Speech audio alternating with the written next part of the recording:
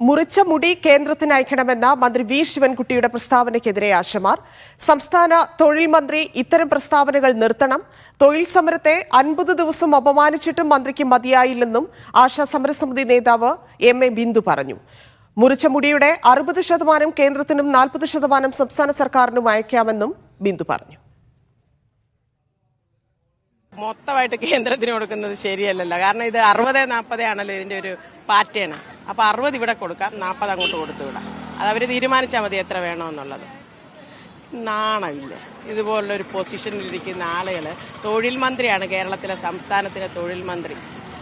തൊഴിലാളി സമരങ്ങളോട് കാണിക്കുന്ന ഇത്രയും വില കുറഞ്ഞ രീതിയിൽ, തരം താഴ്ന്ന രീതിയിൽ ഇവരെപ്പോലുള്ള ആളുകൾ അഭിപ്രായം പറയുന്നത് നിർത്തണം. മിണ്ടാതിരിക്കെങ്കിലും മിനിമം ചെയ്യണം.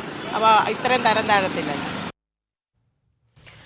പേരുകളുമായി സ്വാന്തന സാജു ചേരുന്നുണ്ട്. സ്വാന്തന, സജി ചെറിയാനിൽ നിന്ന് ഇപ്പോൾ വിവാദം ഉണ്ടാക്കുക പ്രതികരണത്തിലൂടെ എന്നൊക്കെ പറയുന്നത് അദ്ദേഹത്തെ സംബന്ധിച്ച് വലിയ കാര്യമൊന്നുമല്ലേ. പക്ഷേ ആ പ്രതികരണം കുറച്ച് കടുത്തുപോയി. പ്രത്യേകിച്ച് 50-ാം ദിവസത്തിൽ അവർ മുടിയൊക്കെ മുറിച്ച് പ്രതിഷേധിക്കുമ്പോൾ എന്തിനായിരുന്നു അങ്ങനെ ഒരു പ്രതികരണം എന്നൊരു ചോദ്യം അവിടെയുണ്ട്. അതിനോട് എങ്ങനെയാണ് ആശമാർ പ്രതികരിക്കുന്നത്?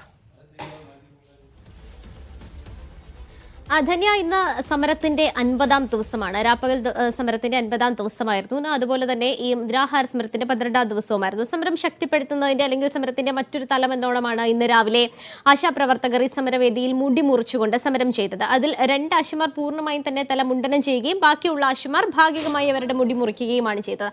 ഇതിന് പിന്നാലെയായിരുന്നു മന്ത്രി വി ശിവൻകുട്ടിയുടേതായി ഒരു പ്രസ്താവന പുറത്തു വന്നത്. ഈ മുടി ആശമാർ ഇവിടെയല്ല സമരം ചെയ്യേണ്ടത്, മുറിച്ചവർ ഡൽഹിയിലാണ് സമരം ചെയ്യേണ്ടത്. അത് മാത്രമല്ല, ഈ മുറിച്ച മുടി കേന്ദ്രമന്ത്രിയുടെ കയ്യിൽ, കേരളത്തിലുള്ള കേന്ദ്രമന്ത്രിയുടെ കയ്യിൽ കേന്ദ്രത്തിലേക്ക് കൊടുത്തുവിടൂ എന്നുകൂടിയായിരുന്നു അദ്ദേഹം ഇന്ന് ഉച്ചയോടുകൂടി പ്രസ്താവനയിൽ പറഞ്ഞത്. അതിനാണ് ഇപ്പോൾ ആശമാർ പ്രതികരിച്ചുകൊണ്ട് രംഗത്തെത്തിയിരിക്കുന്നത്.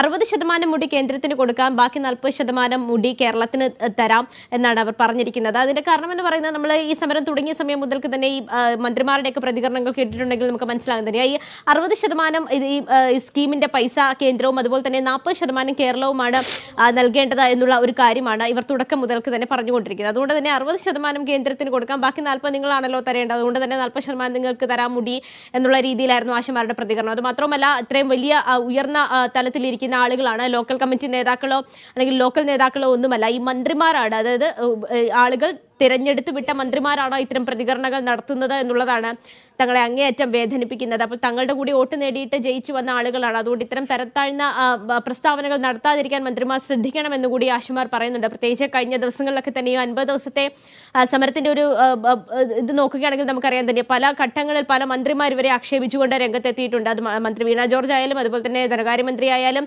മന്ത്രി ആർ ബിന്ദു ആയാലും ഒക്കെ തന്നെയും പല രീതിയിൽ പല തരത്തിൽ ഇവരെ അധിക്ഷേപിച്ചുകൊണ്ട് രംഗത്ത് വരുന്ന കാഴ്ച നമ്മൾ കണ്ടതാണ്. അത് മാത്രമല്ല, CPM നേതാക്കളുടെ ഭാഗത്തു നിന്നൊക്കെയും ട്രേഡ് യൂണിയൻ നേതാക്കളുടെ ഭാഗത്തു നിന്നൊക്കെയും അത്തരത്തിലുള്ള വിമർശനവും വലിയ രീതിയിലുള്ള പരിഹാസവും നേരിട്ടുകൊണ്ടാണ് ഈ 50 ദിവസത്തെ സമരം ആശമാരുടേതായി പിന്നിടുന്നത് എന്നും നമ്മൾ എടുത്തു പറയേണ്ടതാണ്. ചെറിയ കാര്യമല്ല, ഒരു 1.5 മാസം ആയി അവര് ഈ സമരം തുടരുന്നു. എന്താണ് ശരിക്കും അവരുടെ ആരോഗ്യമായിട്ടുള്ള അവസ്ഥയും മറ്റ് സ്വാഭാവികമായിട്ട് സാമ്പത്തിക പ്രശ്നമൊക്കെയുള്ള ആളുകളാണ്. അവരുടെ ഇനിയുള്ള ഇൻസെന്റീവിന്റെ കാര്യത്തിൽ പോലും അവർക്ക് ആശങ്കയുണ്ട് എന്നതൊക്കെ നിലനിൽക്കുന്നുണ്ട്. എന്താണ് നിലവിലെ സ്ഥിതി, പ്രത്യേകിച്ച് നിരാഹാരം ഇരിക്കുന്നവരുടെ? ധന്യായും നമുക്ക് സ്വാഭാവികമായിട്ടും തന്നെ ചോദിച്ചതുപോലെ തന്നെ സ്ത്രീകളാണ് ഈ വെയിലും മഴയും ഒക്കെ കൊണ്ട് 50 ദിവസം അവിടെ ഇരിക്കുമ്പോൾ അവർക്കുണ്ടാകാവുന്ന ശാരീരികമായ ബുദ്ധിമുട്ടുകൾ എത്രത്തോളം ഉണ്ടെന്ന് എനിക്കും തന്നിക്കും മറ്റാരെക്കാളും മനസ്സിലാവും. കാരണം നമ്മളും സ്ത്രീകളാണ്. അപ്പം നമുക്ക് തീർച്ചയായിട്ടും അവരുടെ സ്വാഭാവികമായ ബുദ്ധിമുട്ടുകളെ കുറിച്ച് നമുക്ക് മനസ്സിലാവും. പക്ഷെ അതിനപ്പുറത്തേക്ക് അവരുടെ കണ്ണുകൾ കാണുന്ന ഒരു നിശ്ചയദാർഢ്യമുണ്ട് തന്നെ. കഴിഞ്ഞ 50 ദിവസവും ഉണ്ടായിരുന്ന, അല്ലെങ്കിൽ 1-ാമത്തെ ദിവസം ഫെബ്രുവരി 10-ാം തീയതിയാണ് ഈ സമരം തുടങ്ങിയത്. ആദ്യ ദിവസം അവരുടെ കണ്ണിലുണ്ടായിരുന്ന അതേ തീഷ്ണത ഇപ്പോഴും കാണാൻ കഴിയുന്നുണ്ട് എന്നുള്ളതാണ്. കാരണം ഈ മുടി മുറിച്ച സമയത്ത് പോലും സമരത്തിന്റെ പല ഘട്ടങ്ങൾ കഴിഞ്ഞാണ് ഈ മുടി മുറിക്കുക എന്നുള്ള ഒരു സമരത്തിലേക്ക് അവരെത്തി നിൽക്കുന്നത്. ആരോഗ്യപരമായി വളരെ വീക്കാണ് പല ആളുകളും. കാരണം ഈ 50 ദിവസത്തെ സമരത്തിനിടയ്ക്ക് പല ആളുകളും ആശുപത്രിയിലേക്ക് മാറ്റേണ്ടി വന്നിട്ടുണ്ട്. പ്രത്യേകിച്ച് ഈ നിരാഹാര സമരം ഇരിക്കുന്ന ആളുകൾ, ആദ്യം 3 പേരാണ് ഈ നിരാഹാര സമരത്തിന്റെ ഭാഗമായി സമരം തുടങ്ങിയത്. പിന്നീട് അവരെയൊക്കെ ആശുപത്രിയിലേക്ക് മാറ്റുകയും ഇപ്പോൾ മറ്റ് 3 ആശാപ്രവർത്തകരാണ് സമരത്തിലിരിക്കുന്നത്. ഓരോ ആളുകളുടെ ആരോഗ്യം മോശമാകുന്നതനുസരിച്ച് അവരെ ആശുപത്രിയിലേക്ക് മാറ്റി മറ്റാളുകൾ ഈ നിരാഹാര സമരം ഏറ്റെടുക്കുകയാണ്. പക്ഷേ നിരാഹാരം ഇരിക്കുന്ന ആളുകൾക്ക് മാത്രമല്ല, മറ്റാളുകൾക്ക് പോലും വലിയ രീതിയിലുള്ള ആരോഗ്യ പ്രശ്നങ്ങളുണ്ട് എന്നുള്ളത്. നമ്മൾ ഈ ആദ്യ ദിവസം കണ്ട ആളുകൾ പലരുടെയും മുഖത്ത് ഇപ്പോൾ ഈ വെയിലേറ്റതിന്റെ പാടുകളുണ്ട്. അത് മാത്രമല്ല പൊള്ളി വന്നതിന്റെ പാടുകൾ പോലും പല ആളുകൾക്കുമുണ്ട്. അത്രയും അധികം ചൂടാണ് ആ പ്രദേശത്തുള്ള. പ്രത്യേകിച്ച് ഒരു മണിയൊക്കെ കഴിഞ്ഞു കഴിഞ്ഞാൽ അവിടെ നിൽക്കാൻ കഴിയാത്ത അത്രയും വെയിലാണ്. അപ്പൊ ചൂടിൻ്റെതായ പ്രശ്നമുണ്ട്, മറ്റ് ആരോഗ്യ പ്രശ്നങ്ങളുണ്ട്. ഒന്ന് ടോയ്ലറ്റിൽ പോകണമെങ്കിൽ അല്ലെങ്കിൽ ഒന്ന് യൂറിൻ പാസ് ചെയ്യണമെങ്കിൽ പോലും കിലോമീറ്ററുകളോളം നടന്നു പോയത് ചെയ്യേണ്ട ഒരു അവസ്ഥയൊക്കെ തന്നെയും ഉണ്ട്. അത് മാത്രമല്ല ഈ വെയിലേൽക്കുന്നതിൻ്റെതായ ആരോഗ്യ പ്രശ്നങ്ങളൊക്കെ തന്നെയും അവർക്കുണ്ട്. പക്ഷേ ഏതൊക്കെ തരത്തിലുള്ള ആരോഗ്യ പ്രശ്നങ്ങൾ ഉണ്ടായാലും തങ്ങൾ പിന്മാറില്ല എന്നുള്ള ഒരു ഉറച്ച നിലപാട് തന്നെയാണ്. സമരം കടുപ്പിക്കുന്നു എന്നുള്ളതിന്റെ സൂചനയായിരുന്നു ഇന്നത്തെ മുടിമുറിക്കൽ. ഇത് തുടരുമെന്നുള്ളതാണ്, പിന്നോട്ടില്ല. സ്വാതന്ത്ര്യ പറഞ്ഞതുപോലെ അവരുടെ കണ്ണുകളിൽ അത് കാണാം, അവരുടെ വാക്കുകളിൽ അത് കേൾക്കാം, പിന്നോട്ടില്ല എന്നുള്ളത്. പക്ഷേ സർക്കാരിന്റെ ഭാഗത്തു നിന്ന് ഇനി ഒരു ചർച്ചയെക്കുറിച്ചുള്ള തീരുമാനമൊന്നും ആയിട്ടുമില്ല എന്നുള്ളതാണ് യാഥാർത്ഥ്യം. സ്വാതന്ത്ര്യ സാജുവാണ് വിശദാംശങ്ങൾ നൽകിയത്.